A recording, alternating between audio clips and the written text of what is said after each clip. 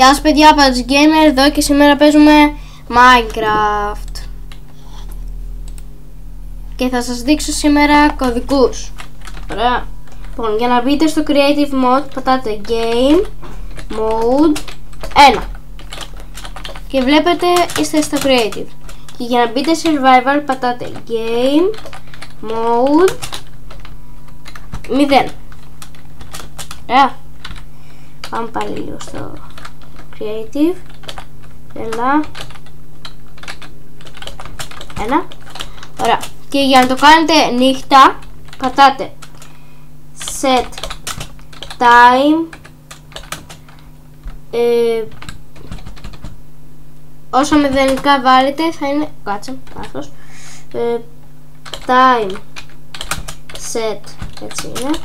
Και όσο μηδενικά βάλετε θα είναι τέτοια η ώρα. Ας πούμε τώρα το έκανα νύχτα που είναι έτοιμο. Ναι. Και για Αγιοβασίλεμα, άρα το είπα, το ξέρω. Time Set το ίδιο, όμως 12.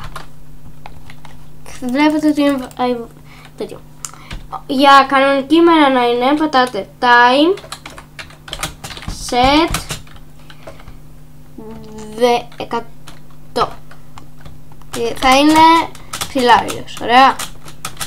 Ωραία. Τώρα τι άλλο.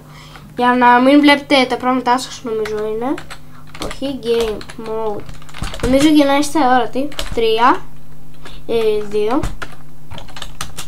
Δεν μπορείτε να σπάσετε τίποτα. Απίστευτο. Game Mode. Και νομίζω ότι για να 3 είναι για να είστε αόρατος. Όχι. Τέλος πάντων, στο 3 είναι για να είστε αόρατος. Καταλάβατε? Αυτό είναι. Game Mode 1. Αυτό ήταν το βίντεο. Ήταν ένα μικρό tutorial. Ελπίζω να σας άρεσε.